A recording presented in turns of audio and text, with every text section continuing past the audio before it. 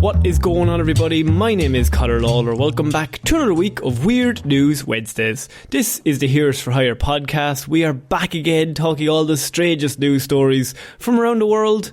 We talk about the news that the real news is just too afraid to talk about. As always, I am joined by my best pal, Mr. Shaun Meighan. And Shaun, how's it going? Going good, Conor. I'm just back from the Silly Goose convention. Everyone was asking for you.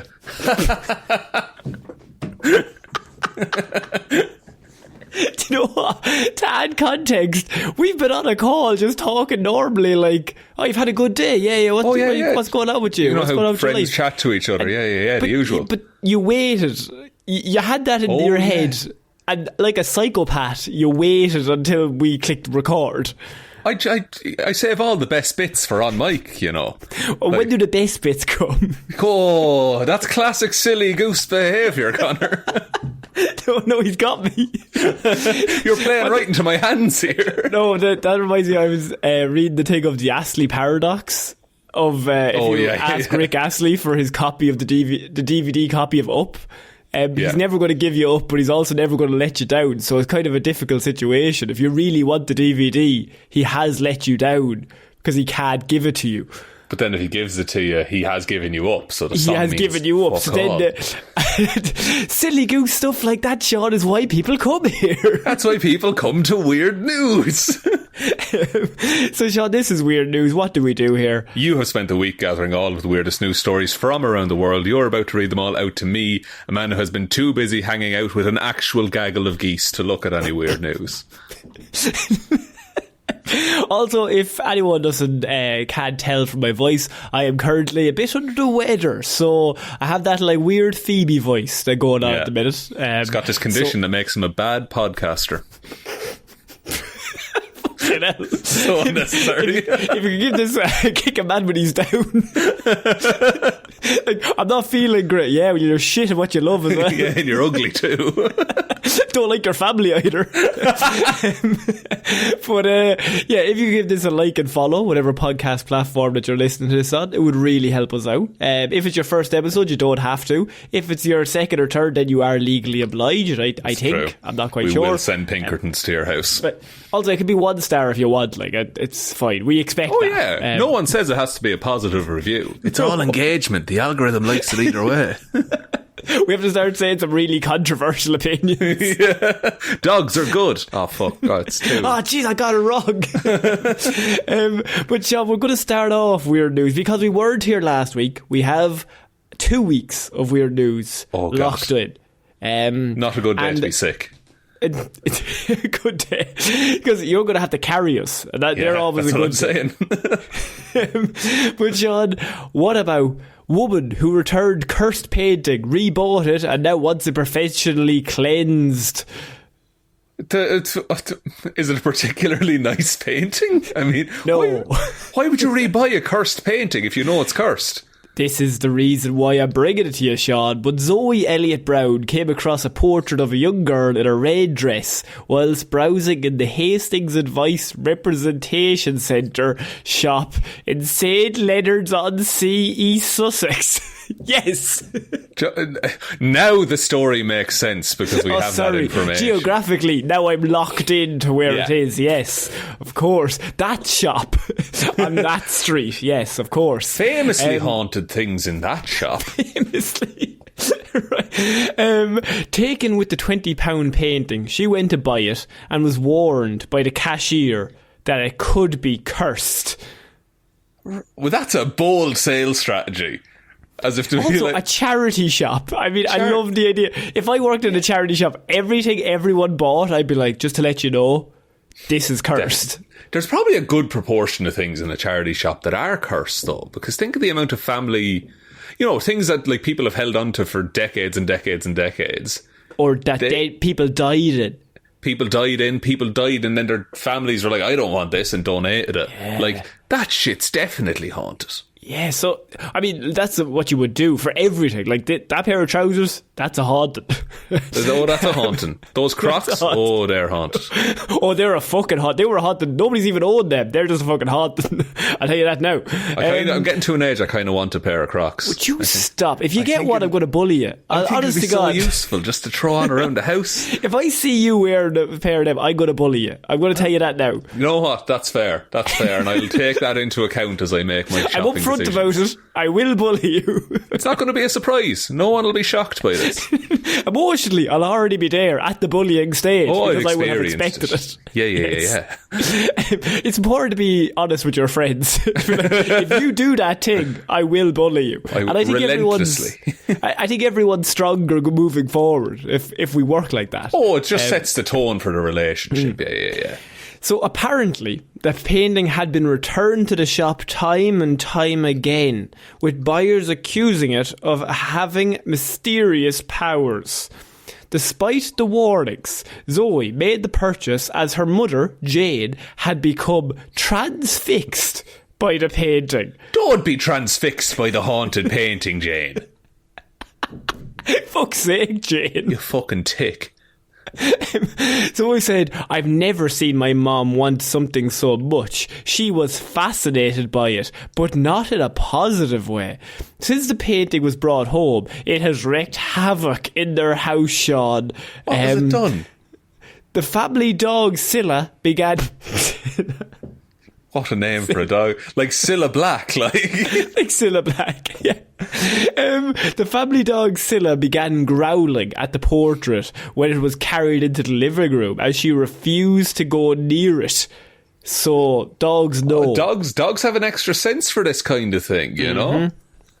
Jane, who was nearly 70 at the time, then began suffering from health issues such as hot flushes and shakes. Now, Jane, you are 70. Yeah, like, we have to take this into account when we hear Jane's side of the story. That she is 70 and recently off the drink, which could explain the shakes. Recently gave up heroin. That photo's giving me shakes. I don't like it. Jane, I don't need to be a scientist here now to tell you. I don't know if it's the fucking painting, lad. I tell you now. Painting is the least of your worries now at this point. It's the least of your worries. She even had to resort to wearing jumpers to keep warm, despite it being the height of summer. Now, Jane, also old people, poor blood circulation. Always cold, the elderly, and that's fine. That comes with the territory, you know.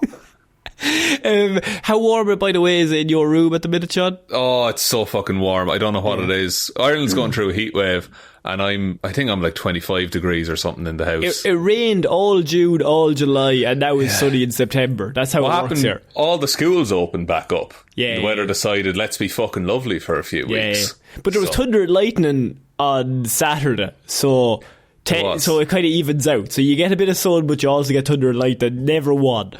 That's true. Thunder and lightning comes with the heat, though. It's all the heat rising and the static charge in the air now. Look at this now. I did geography in school. A bit of cirrus clouds. I love them. Love a cirrus cloud. One of my favourites. Cumulonimbus as well. A cumulus now would be... They're the kind of the bad boys of the cloud group. Oh, you see one of those coming, you know your lunchtime picnic is ruined. They're the only things I remember from geography. And I bet, no, you're a man, you could draw me an oxbow lake now in a heartbeat if you had any to. day I'll draw you an oxbow lake. How it's formed, the reasoning behind it. Do you want to see a limestone? I'll fucking draw you a limestone and how it's sedimentary it is, lad. I remember. Plants. Oh my God, look, lads. That's all we know. The Irish education system has failed us.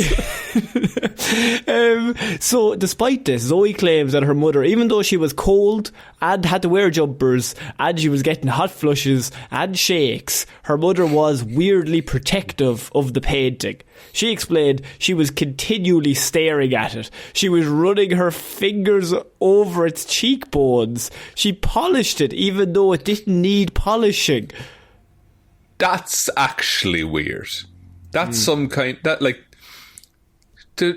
the painting is exerting some kind... Can I look up a picture of this painting, by the way? Yeah. All right. You do have a Googs coming up later on, by the way, just to let you know. Grand, okay. I'm going to pre-warn everyone, you need to have a Googs ready, because Shaun gets one an episode. Now he's going to get two. I'll give him that, but it's for an image later on. Oh, they brought it on this morning. Okay. Not with Skozers anymore. No, Skozers is gone. Oh, it's an odd painting. Yeah. Oh, dear. She's glaring. So Zoe's attempts to cleanse the painting's powers by placing it in a box of sage proved fruitless, apparently. I mean, obviously. Surely it's the burning of the sage that has the cleansing, not just fucking putting it in a box with it. You might as well put a bit of mint and basil in there with it. Yeah, fucking make a bolognese while you're at... Sorry, I'm being a dick. A lovely bolognese ingredient though. A few weeks later, Zoe was watching a lightning storm with her partner Ben. As they came out into a clearing 3 miles from their home, they saw a big black figure in front of them.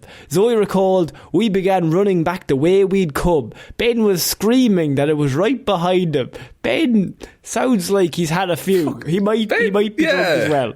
Ben, not good in a crisis, it turns out. Just immediately screams, "We are going to die." Helpful Ben. I didn't clock that it could be anything to do with the picture, but then I've never been chased by a dark figure in a lightning storm until I had the picture, Shaun. It's all making sense. But she doesn't have the picture. Her mum has the picture. It's in their house. Oh, they all live... Okay, same house. Okay. But what business has the picture ghost being outside? That is another good point, yeah. Like, is the haunting in the house or from the photo itself or the picture, or is the haunting just in general follows the people? I'm not quite sure. Would she be thinking it's the picture if the store clerk hadn't said this picture might be haunted? True. You would never... you would just think your mother had gone fucking insane. Yeah, I think what's happening here is that store clerk, in an effort to keep inventory in a charity shop in a small town, wants that painting to come back. So every time it's sold, she tells the story that, oh, it might be haunted, then goes around chasing people in a big black robe. She dresses up. Yeah. And then she feeds the mother a load of fucking opioids. So she's over her head, like she's staring into the distance, getting the shakes. Maybe someone related to the store clerk is the GP for this woman. And is downing her dosage way too quickly. Yeah, it's like she's just drugged up to the nines, and also like she's getting withdrawals most of the time as well, and she's just constantly looking at the photo for some reason. She's on uppers and downers. Yeah. Deciding this was the final straw. Remember, the final straw was being chased by a dark figure in a lightning storm. Zoe returned the painting to the charity shop. But weeks later, she would find herself being drawn back to the painting, Shaun. With the painting back in her possession. You're an idiot. This is the worst sequel to any horror movie I've ever seen. Is if they're like, we got rid of the house. Well, there's a lovely house after opening up there now on that avenue. Fucking cheap price. Fucking let's burn Freddy Krueger again, why don't we? Like... We'll all go back to the saw house. It's got to be cleared up this time. Just that cabin we'll give it another try, I'd say. It had a bad run the first time, got a bad Yelp review, but I think we go back. We had a few things. Everyone deserves a second chance, you know. With the painting back in her possession, Zoe is now looking for a professional to rid the painting of its curse. So her new plan: take the picture back and cleanse the photo herself. So then the photo is clear of all haunting. But surely you would try that before, if you... Okay, look. Fair enough, you decided later on that you wanted the photo. Who, is it a priest that you get to cleanse it? I have to be honest with you, I'm not big on who would do the cleansing. I guarantee there are some people who will just claim that they can do a cleanse. I would claim, but if you give me 20 quid, I'll give a cleanse a go. I was about to say, do you know, I think I can cleanse a ghost as good as anyone. I think you would be as effective as anybody else. I get all my lotions and water, blessed in some way. Fire and sage, a candle. Bit of bleach should probably help. I think a really quick way of getting rid of any ghosts, just burn the place down. I think burn the painting. That's surely. No. I'm talking the house. I think put the painting in the house, burn their family home to the ground, and start again. I think at that point, if they're being haunted outside already by some big black shape that's chasing them. True. So you have to burn outside as well. Yeah. Okay. Yeah, blow up so the world. I would really just be a bit of an arsonist of a cleanser. I'd say, right, what you need to do, you need to find. Where can't ghosts follow? Churches. But why? Who made up that rule? I don't know. Depends on if the ghost believes in God or not. But what if they're not? What if they're not religious when they died? That's true. The ocean, can ghosts go on the ocean? They can, of course. Yeah. No, I forget I said that in there. I mean, all the shipwrecks are surely full of ghosts. I'd say 90% of ghosts are in the ocean at the minute. Somebody quote him on that. Somebody put that on his gravestone. Right. I'm one of the 10%. This man has said the wisest thing anyone has ever said. I love the idea, like Darwin and like Shakespeare quotes, and then 90% of ghosts are in the ocean. It just makes sense to me, you know. She explained, I wanted to get it to someone who actually knows about this stuff and can do something positive with it. I thought, knowing my luck, some idiot will go and get it and try and burn it, and I don't really want to be left with the reminder of whatever the hell has been going on. Technically, I was the last owner. I want it dealt with properly, is what she said of her haunted picture. Surely when it goes to the charity shop owns it. Technically, so the person who works in the charity shop, however many people there are there, those families should be individually haunted to the point of shakes and hot flushes. And if that's not happening, then you're the problem, you know, if you buy it. And you're just looking for an excuse for your shakes. At what point do you question whether Jane is maybe the issue? I mean, look, anyone whose first port of call on thinking that they're being haunted is not to get rid of the haunting, but to go on Good Morning. Yeah. I would say there's a conflict of interest there. You're looking for a bit of advertise, a bit of money, than cleansing. All I'm saying, she never got on the telly for anything else, did she? That's true. You know? She wasn't on the telly. Then she got a haunted painting that she could have easily gotten rid of, and now she's suddenly on the telly. Now look, I'm not saying they're combined, or they're connected. I'm just saying, bit of a coinky-dink. True. Different question entirely, right? Question of etiquette. Say I buy something from a charity shop and I don't want it. Do I go to the charity shop and get my money back, or do I donate it to a different charity shop? You can't get your money back from a fucking charity shop. I don't know. Is that like? I don't think I would. But is it €3 to some fucking blind person? You're like, give me that back, lad. No, say I spent like 50 quid in a charity shop, right? Right. And I decide that the thing that I bought, say it's haunted and I want to get rid of it. What thing at a charity shop costs 50 quid, first of all? That's fair. Yeah. I suppose, it's never large quantities of money. Like, the most you're going to spend on anything is maybe €30. Can I swap it for something? I would say they'd let you swap it if you want. I mean, who's doing No, I love the fact if you go to swap it and you spend 30 and you go back in and you get something that's 22 and then you wait at the counter for her to give you 8. Yeah. Well, if you give me a 5 and a 2 and a 1, then we'll call it fucking quits, won't we? Then we're square. But until then, I'm not leaving. All right. I'm not leaving this charity shop that looks after very poor people without my €8. I'll tell you that now. I'll tell you no more. As I got into that question, I was like, no, you really wouldn't. It might look bad on your PR, mostly for this podcast, It would be tough. I'm fairly sure the cash registers in charity shops can't refund things. By design. Nobody's ever asked. No one's ever. You try and push the button and it's rusted shut. Like. Nobody's got to a charity shop, picked up a €3 shirt, gone home with, this is fucking shite, this shirt. I'm going back. No, it gets re-donated, doesn't it? Would you be someone to send back an Amazon package if it goes wrong, or do you just take the L? I just take the L. It's my fault. I ordered incorrectly, you know? True. It's like, what can you do at that point? I know people who would send it back, but I would probably be the same. That, look, it's on me. I'm a fucking idiot. I got this wrong.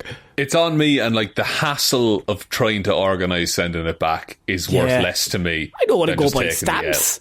I don't want to buy stamps. I don't want to have to repackage it and put it back together. What if they don't accept it? If it was broken, I'd probably do something about it. Like if I ordered 17 mirrors and they all arrived smashed, as an example, I'd probably return. As a very specific example, that hasn't happened. Oh, it hasn't happened. I do have an order to place, though, so fingers crossed. I have 49 years bad luck, currently. So, Sean, I don't know what you do with this. I suppose cleanse the painting is the one step, or maybe just burn the place to the ground. I think it has to change hands, so you need to sell it on again. Yeah, I think you need to sacrifice somebody else's life and their family in terms of like you get like as an it follows kind of situation, and you like just have to give it to somebody else. Yeah, so maybe this is the best port to call, because now, not even a gift, now because she doesn't want the burden of being like, I've cursed someone else, right? But now anyone who offers to buy that painting is into the idea of the haunting, so you can let it go with no bad feelings. So what we're saying is ruin somebody else's life, but only if they ask you to. Interesting. And would you throw Ben in with the deal because he's a fucking little bitch? I'd get rid of Ben in a fucking heartbeat, honestly. He's clearly not good in the fucking problem. You know what I mean? He went off screaming. That gives me the ick, Connor. I love the idea that someone's like, what gives you the ick? And it's like, well, very specifically, when you have a haunted painting and then you get chased by a big dark figure in a lightning storm outside the field. That would be... He thought he was going to die and he started screaming and running, which honestly, not for me. Yeah. Like, That's a red flag. And me and you would just be the loudest screams of all time. Oh, we would be... I'd freeze and scream. Like, I wouldn't even try and run. Yeah. No, I think I wouldn't scream. I think what I'd do is go, of course this is happening. Yeah. Of course this is happening to me. Just let it happen. Sake. Yeah, just roll over. Yeah, I just immediately go stiff like a tortoise. It's like, just take me now. Sean, we're going to move on to our next piece of news, because what happened, we of course we took last week off, but while we were gone, there was a search for the resident mysterious creature of the pot. Yes, we didn't make it, unfortunately, to join in the search. So now a lot of people would take Bigfoot. No. We're talking closer to home. We're talking a place where Sean can right now go to the website and have a camera pointed directly at a lake. At a section of the lake that changes as the camera pans. Mm-hmm. And normally around this time... Fine day in Scotland, by the way. We're talking about the Loch Ness Monster, and because mostly it's just funny to us, and 2 weeks ago we found out they were doing the largest search of all time to find Nessie. Using drones and radar and all this kind of stuff, like high-tech search. Yeah. It's the largest hunt for the Loch Ness Monster in over 50 years. And this happened on the 26th of August. So it would have been talked about last week, but of course we missed last week. So we're back to this week, and it's big news, Sean, because a volunteer has come out and given an interview after the 2-day search mission. Oh, and positive? The volunteer in the largest hunt for the Loch Ness Monster in 50 years reveals there were sightings. Word sightings, plural. Plural. By God. Mm-hmm. Multiple Hundreds monsters. have tried every year to find evidence. But hundreds of volunteers ascended on the Scottish Highlands in search of the creature for a 2-day mission. They also teamed up with a group of researchers from the Loch Ness Exploration, possibly the most pointless exploration team of all time. Very small scale exploration that you have going. To conduct the biggest surface water study for the creature in over 50 years. So it's meant to be the most in-depth survey since the Loch Ness Investigation Bureau. The LNIB, yeah. Pour one out for our lost members. You flash your badge when you said that. I flex my tattoo. Yeah. And you all got a key, so when you die. It's the flying hellfish, basically. Yeah, of course. So they went in search for signs of the monster back in 1972, which is over 51 years ago, and now they're searching again. They've even been using special equipment that has never been used on the loch before to find Nessie. The drones were in use. Lots of stuff were in use. Speaking to Sky News, Craig Gallifrey, who, I mean, of course he's called Craig Gallifrey, one of hundreds of volunteers taking part this weekend, said there were some sightings yesterday. After being asked by Sky News if he thinks the search will provide any sightings, he said, "It's hard to say. It would be nice to find something new that might be in the loch, but with the results on Friday, with the 4 unidentified sounds, it's something we're going to explore more." Unidentified sounds. My question about all this, Sean, is if you went on a 48-hour search with the largest amount of drones and search and like sound machines and everything, and you turned up with nothing, would you tell Sky News that you had turned up with nothing? No.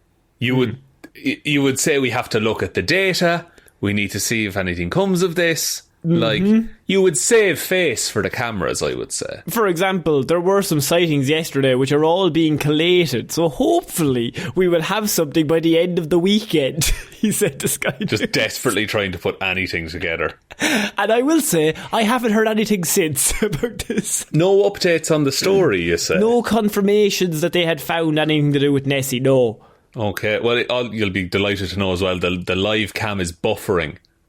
So we could be missing a sighting right now. My favourite part of what the cam is just that it moves, so 30% of the loch is always out of shot, and it buffers. Yeah. So ultimately we might miss lots of stuff. Yeah, now I will say it does look like there's something swimming around in there, but I'm just determining that it's not Nessie. It's probably a fish or an otter of some kind. So you're saying there might be a fish in that piece of water? There could be. We'll have to look over the data. I'm going to come in big. I'm going to come in bold. There's probably a fish in that piece of water. Do you think what is in Loch Ness actually? Like, sure, not that Nessie like one fish. Surely there's one fish who's like masquerading as Nessie. Loch Ness. Why is it saying there's fucking deer? They're not in the lake.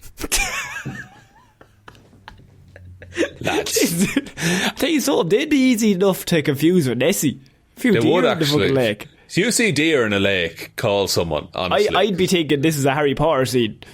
So, the most famous fish that inhabits the loch is the Atlantic salmon. Surely the easy answer to that question is the one we were all thought of when you said the most famous fish who inhabits the loch is surely Nessie. Nessie's not a fish, Connor. Nessie is a mammal. Oh, sorry, that's egg on my face. Sorry, you're right. The prevailing theory is that it's an ancient plesiosaur. I forgot I was talking to the LNIB agent. Sorry. Thank you. Please. It's also my Spanish name, El Nib. And so the biggest fish is what? The Atlantic salmon. Oh, that's a fish, and it's in the loch. Yeah, you've also got otters. There's, again, deer and squirrel around the place, but not in the water, we hope. Surely. Why would you need to tell us that? You don't need to tell us what's around the place. Osprey, eagles. All of Eagles these are options. nowhere near that fucking war. I'll tell you that now, and I'll tell you no more. They're up a bit further. They're in above. the woods. There's a separate live cam pointed at the woods, and there is a lot of woods. Well, obviously, how could one camera cover a woods? Well, I can't see it for the trees, but it's there. Ah, very good. Thanks. Very good. Adding to that, the volunteer said there were some reports from people that were watching on webcams and doing the surface watch. That was me. That was you, and they're also collecting that evidence, Sean. So people on webcam said that they also see Nessie on the webcam, and they told them, and now they're collecting that data. A fly just went across the camera. I don't know if that's any help to him. That could be Nessie. Nessie could have transformed into a fly. And look, the sun, it's getting to the evening time. The sun is getting low over the moors. It's quite a nice low, picture. The sun's getting real low. Me to Nessie every night. So it's our hope to inspire a new generation of Loch Ness enthusiasts, he said. But Shaun, after all this, after this whole weekend, is it time to give up on the search? Like, what if Nessie was real and is just dead now? Has anyone entertained that option? This is why I'm the rogue of the LNIB, because I'll throw this stuff out. This is why they never invite you to any meetings. You're always like, what if he's dead? Also, I'm checking how much it would cost for us to stay in the Loch Ness Hotel. Fortune, I'd say. Well, let's see say if we were to check in tonight, we're sharing a room, just because that's going to be cheaper. 189 with breakfast. That's not... Well, look, we're one night's notice. That's actually not that bad. It's not that bad, is it? And you get a lock view as well. Well, surely you'd have to. Oh, we'd require the lock view, to be honest. We'd require the view. If anyone's listening, if you offer us a non-lock view room, go fuck yourself. Even in New York, if I can't see Nessie, then I'm walking. Let me have a look for the weekend of the 10th or the 5-year anniversary of the show. Okay, good. In October. Good. So we could do the live show. We could do that from Loch Ness. And we'll do it on the webcam. We'll just sit right we'll just stand in front of that. So people will have to watch the webcam. We'll need the lock view. Okay, 189 again. But that's for 2 nights. Conor. And could just everyone, we have a Patreon down below. You can support us in this dream that we have just discovered for, I would probably say 45 seconds ago. But it has been my lifetime dream for about 55 seconds at this stage. It's the only thing keeping me going at this point, to be honest, is the thought. I'm getting a chest tattoo tonight of this dream. That is what I'm doing. Not of Loch Ness, no. Of the booking page for this hotel. The specific booking page. Yes, and it's going to be out of date by the time I get there. That's fine. I'm okay with that. And afterwards, you're really going to have some regrets. But up until that point, it's going to feel real good. Yeah, going to get one. It's like the heart tattoo that usually says Mom, but it's just going to say Loch View. And a little window. A little window. Shaun, we're going to move on from Loch Ness. I just wanted to talk to you. I'll never move on from Loch Ness. If you want to know, they did the biggest search in 51 years and they didn't find a fucking thing. Because Nessie's dead. That's my new theory. He's long dead. You need to get a corpse crew in there. You don't need to get any fucking sound stuff. Start dredging the bottom. Drain the swamp, right? Yeah. Then get in there and start looking for carcasses. Get all those helicopters that pick up water for wildfires. Pick it all up. Have a look and put it all back. That won't cost that much. No, that'll be fine. That'll be fine. €189. You can stay in the hotel. Yeah, plenty of... Get breakfast in the morning, ready for your flight. Shaun, I'm going to need you to do your other googs of the episode. Oh, ho, ho, ho. Let's do it. Because this might be one of my faves. Man stopped by US police for driving with huge bull in passenger seat. A bull? Like an actual bull? Police in Nebraska were left shocked after they pulled over a man for driving on the motorway with a huge Watusi bull in the passenger seat. Holy shit balls. This is insane. You gotta transport that bull somehow, and he didn't have a van. That's a real bull? Yeah, no, he strapped the bull in, to the passenger seat. What the fuck? Bull's riding shotgun. He also has a set of bull horns on the front of the car. Yeah, well, no, he had to break through the windscreen so the bull could fit. But there's also an ornamental set of horns on the car as well. That is true, yeah, no, that's to make it feel comfortable. I'm not shocked by the horns on the car. I am considerably shocked by the bull in the passenger seat. Officers received report of the bull, reportedly named Howdy Doody. Gee, that's what he says to people as they drive past. In a vehicle, but assumed it would be a small calf or animal that would fit inside the man's car. So they get a call from people with you're not going to believe this, but there's a man driving on the motorway with a bull in the fucking shotgun seat of his car. And they were thinking, well, it must be like a small calf. The suspension on this car is doing work. outrageous. So, to their amazement, when they turned up, the enormous black and white bull with large horns was standing with most of its body sticking outside of the modified small white vehicle as it travelled down the highway on Wednesday morning. The passenger side door had been replaced with a metal barred guardrail that's usually found in a cattle enclosure, photos show.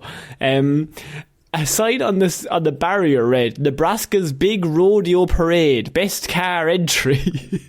Wow. Oh, so this is like an attraction kind of a thing? Like I think he took a bit of the fence and just strapped it to his car. Right, I see. But that's... Like, the car is just... Like, the roof is just in half. Like, yeah. He's just taken, like, an angle grinder and cut out a bull-sized section of car. How much does a bull weigh? How much does a bull weigh? How much does a bull weigh? How much does a bull weigh? Surely like 40 stone? Between 500 and 1,000 kilograms. So that's... Let's go... The same way as me? I'd say after a Chinese or something, yeah. So if we were to look at, say, we'll call it 750 kilos in stone. Be 118 stone. That's a lot of humans. That is quite a lot of humans on one side of the your suspension of that car. How did you mention it? That is outrageous. What car is it? Is it a Subaru? I mean, it's got to be a good one. So the man, Lee Meyer, was pulled over for the traffic violation. The officer wrote him some warnings, said the police captain. I mean, what else can you do? There were some citable issues with that situation. The officer chose to write him a warning and ask him to take the animal back home and to leave the city. So he didn't get arrested. He got a warning. But at this point, Sean, he's just getting told, go back the way you came. There's nothing for you here. We don't want you. We don't want your kind. Yeah, like, there's nothing wrong with it. It's a Ford Sedan that he's driving. What the fuck? How you fit a bull into How did he get the bull into the seat? I mean, so the side comes away, so he must just... A bull can't step sideways, can it? Because that's what it looks like he must have done. Like, he must have stepped into the car. The bull would have to walk forwards into the car and then turn. Yeah, also, and I don't mean to get too graphic here, the bull took a massive shit out the back of the car, and you can see it. It's not good, and it's a white car.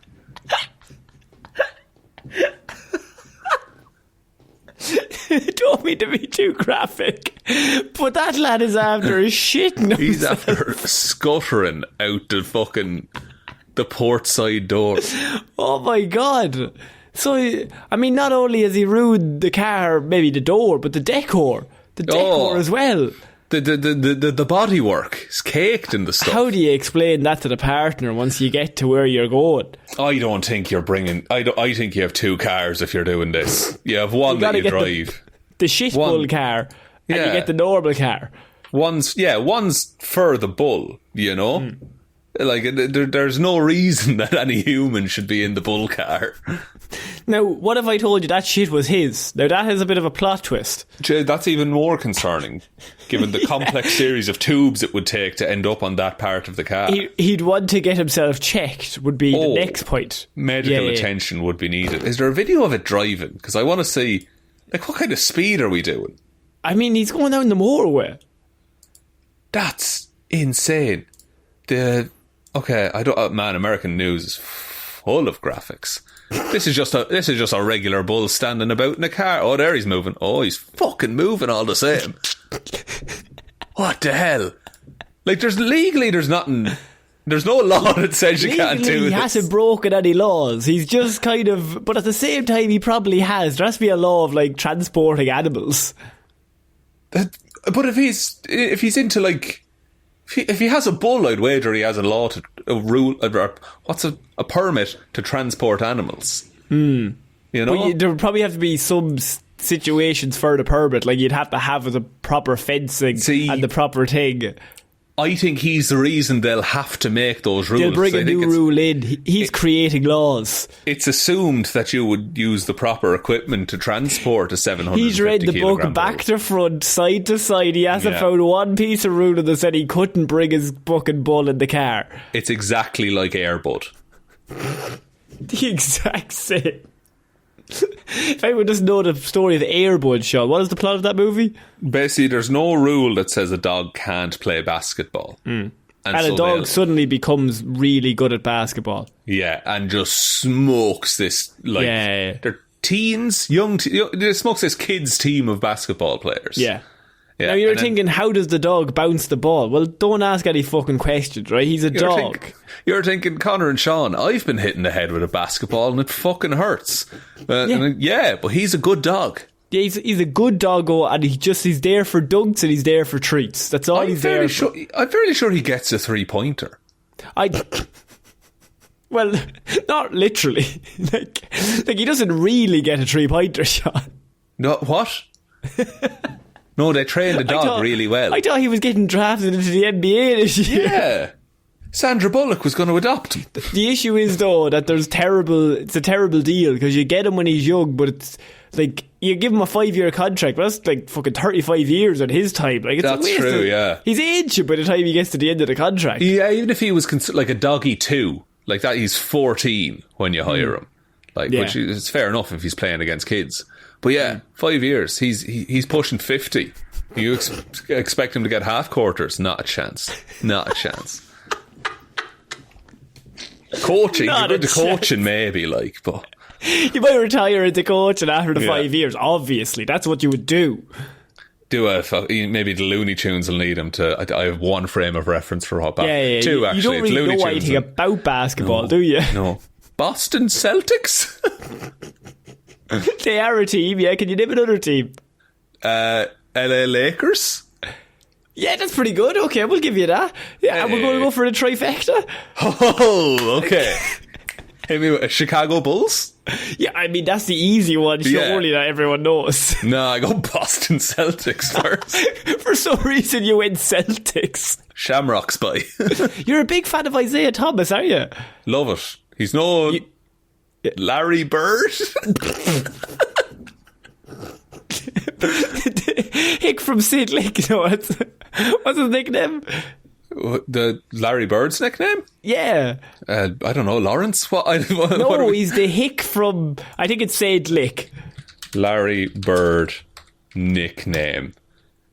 Larry Bird, he gave himself the Hick from French Lick. French Lick, not St. Lick, it's French Lick. And Larry Legend, he's also called. Of course he is. Larry's the man. If you don't know anything about Larry, he's the man. And Kareem Abdul-Jabbar. That's just from The Simpsons. It's from Airplane, actually. Kareem Abdul-Jabbar. So we're moving on to a man who's a fucking idiot, because here I am. Another man hurt after mounting Geneva's giant fountain.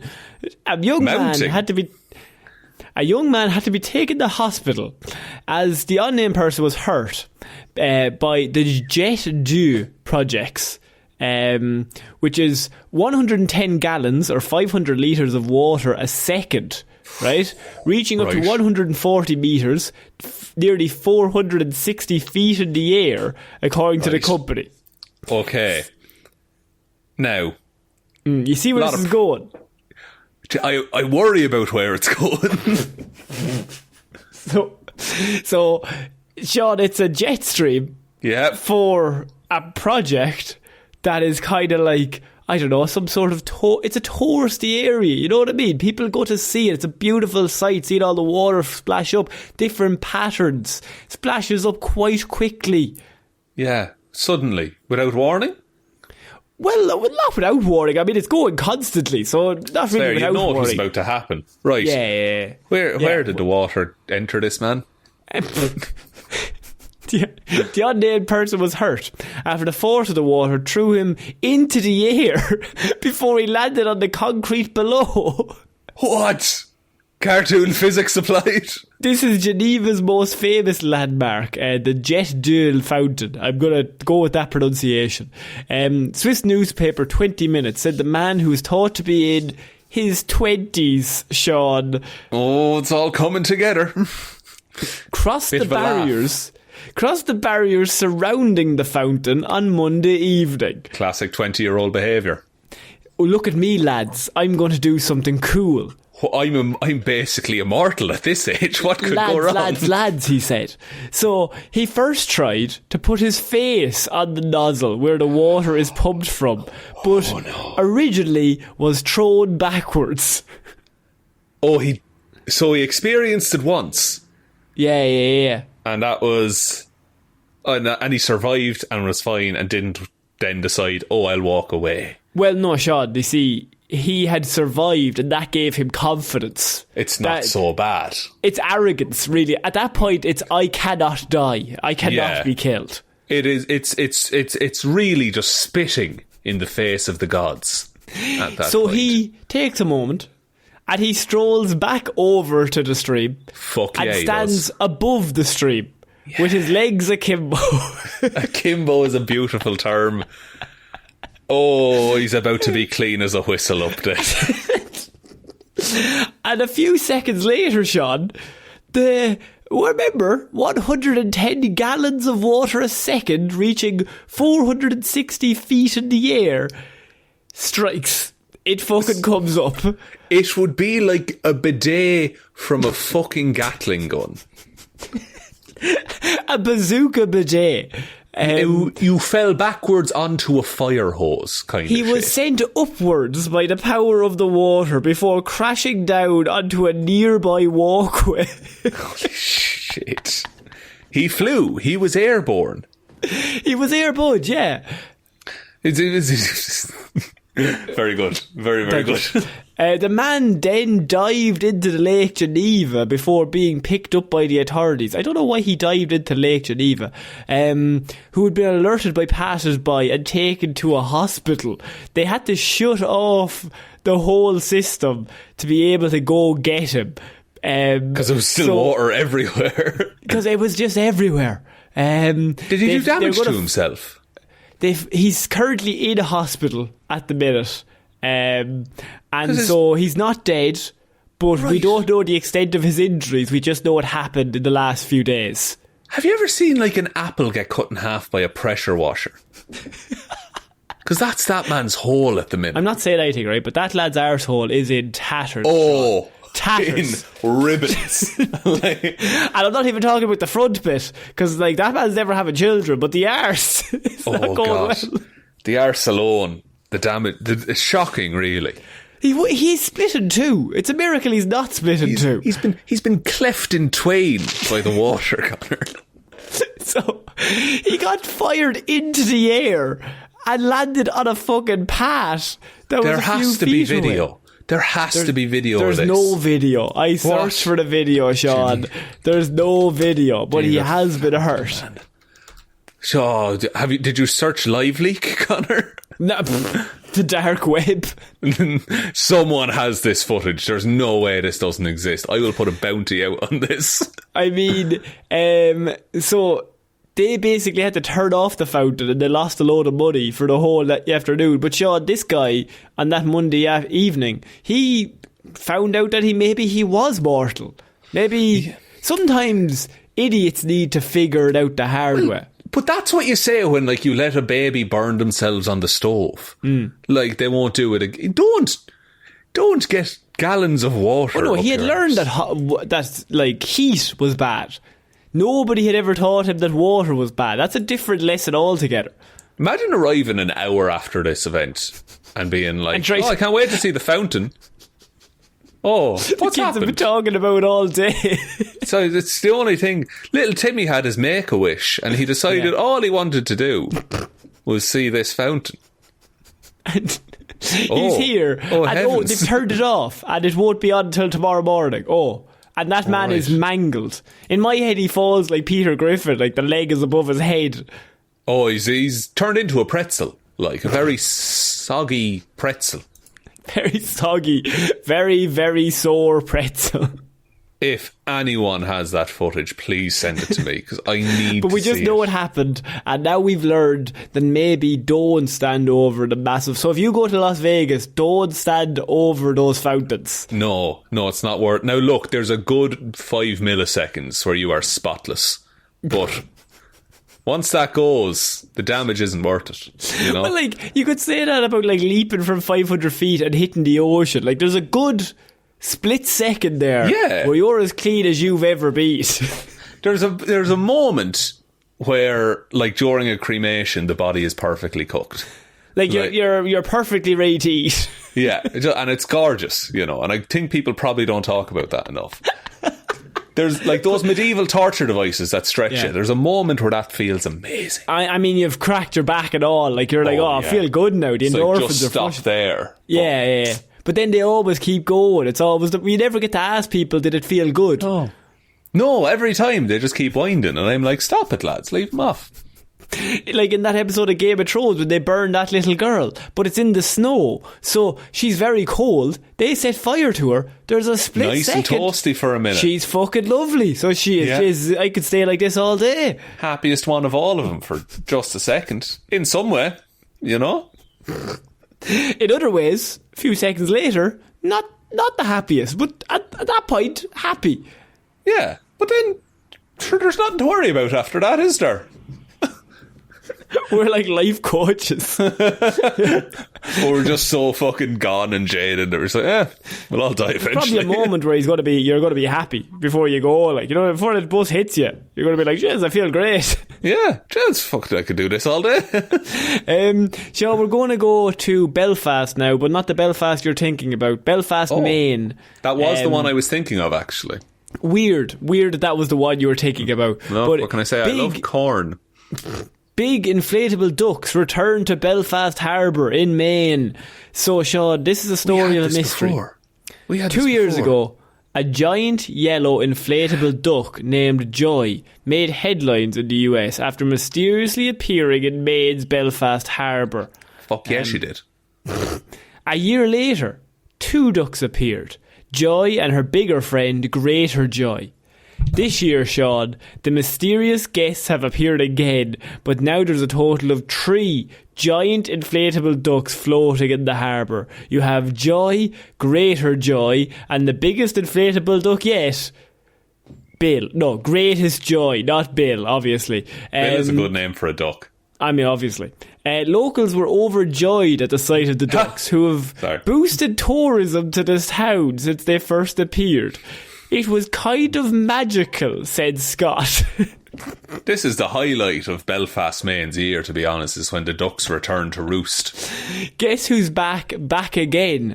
Joy is back. Tell a friend. And it looks like Mum and Dad have joined her too, they said on Facebook on the Belfast Area Chamber of Commerce. The Chamber of Commerce are dealing with this. I mean, they don't have a lot. No, it's the chamber of most things. It looks like a lovely little town, Belfast, Maine, by the way. Like, you're right by a little inlet. God, it's gorgeous. See, now, as 2 people also from little towns, we can say this. We're not big city folk. You know what I mean? No. We're little towny boys. Little towny boys. This one's right by the sea, though. It's fucking nice. Although nobody in the town knows who the ducks belong to or where they come from, they are a welcome anticipation this year. So, Shaun, they appear, and then they just disappear after a few weeks, and nobody knows how they arrive or how they get rid of them. Who puts them in and takes them out? They're big ducks. Nobody knows. This is an inside job. Like, they're trying to... Why do this? Where do you go from here? All I'm saying is I'm not completely convinced that the Belfast Area Chamber of Commerce isn't involved.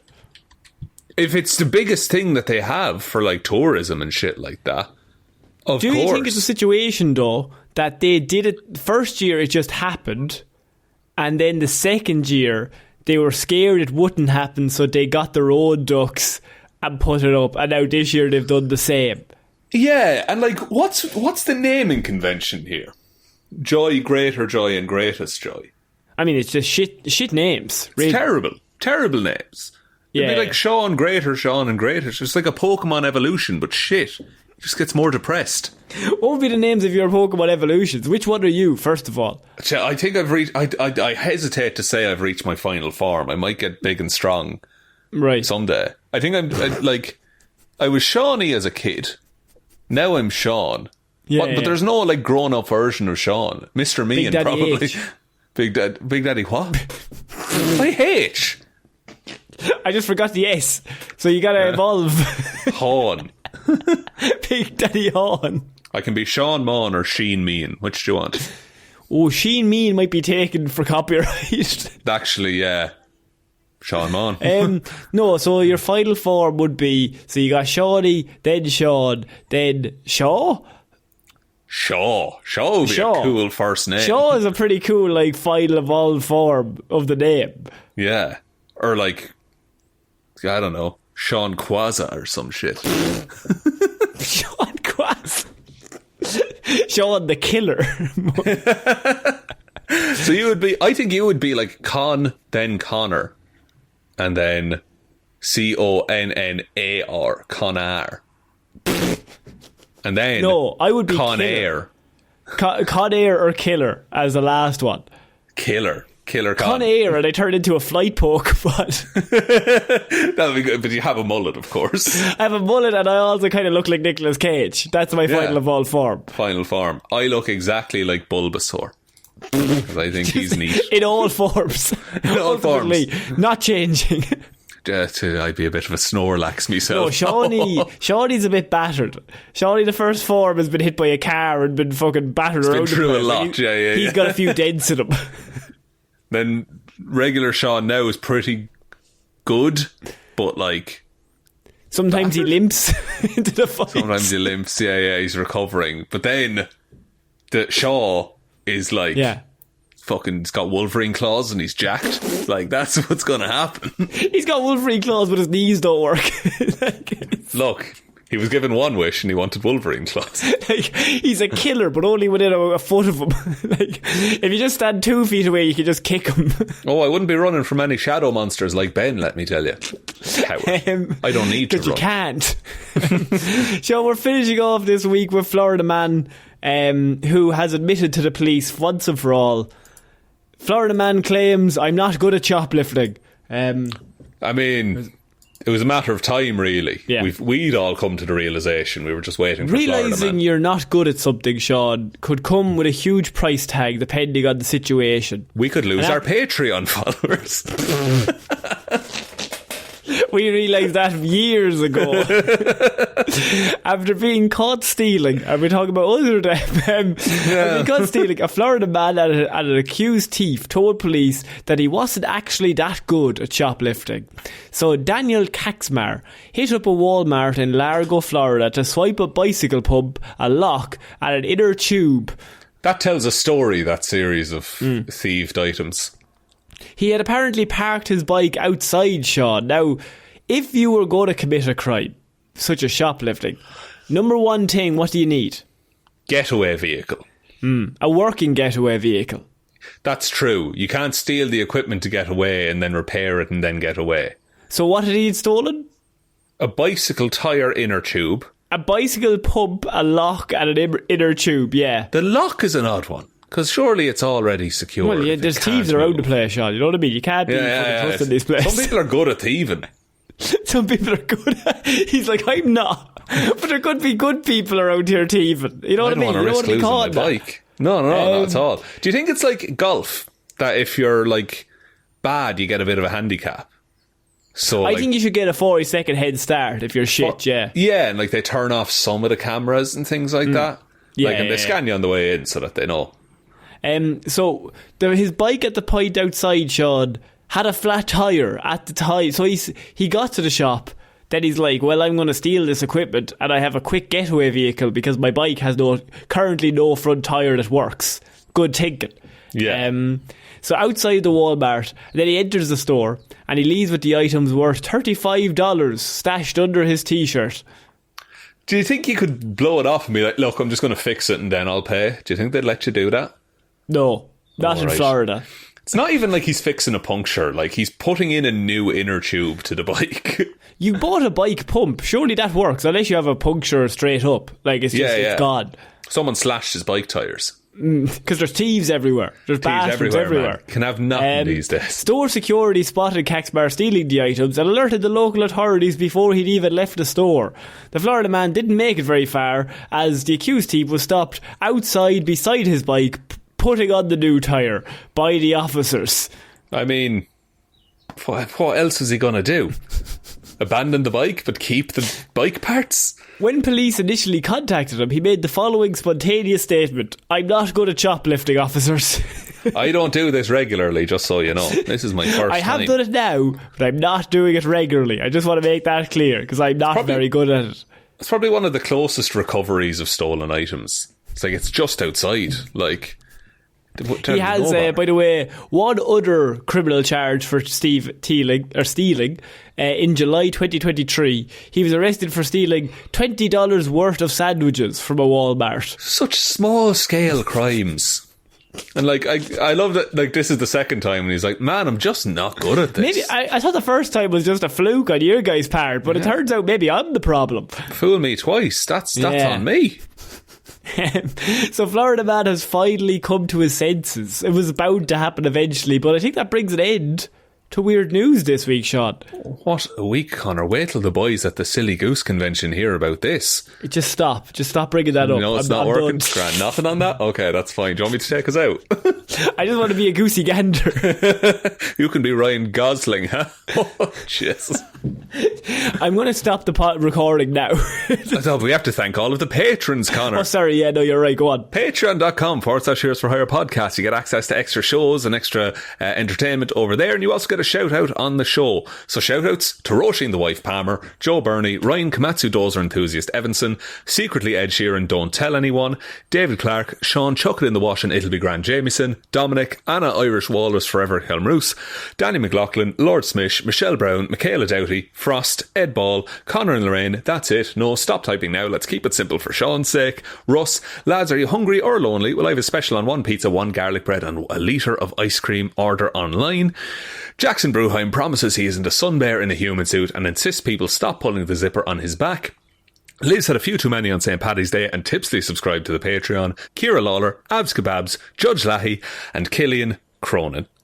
Thank you all very, very much for the continued support of the show. We really appreciate it. Head on over there if you want to support us. There are other ways to do that, though. You do have the merch store. It's heroesforhire.ie/shop. Twitter is @heroesforhirepod. The 4 is the number 4. Facebook is Detective Divilment's discussion group. Instagram is Heroes for Hire podcast. And the best way to ever help out the show is to tell one human being that we exist. Just the one, please. And I think that's about it, Connor. I think so. So I have been Conor Lawler. I've been Sean Meehan. I shall see you all next week, guys. Bye. Bye.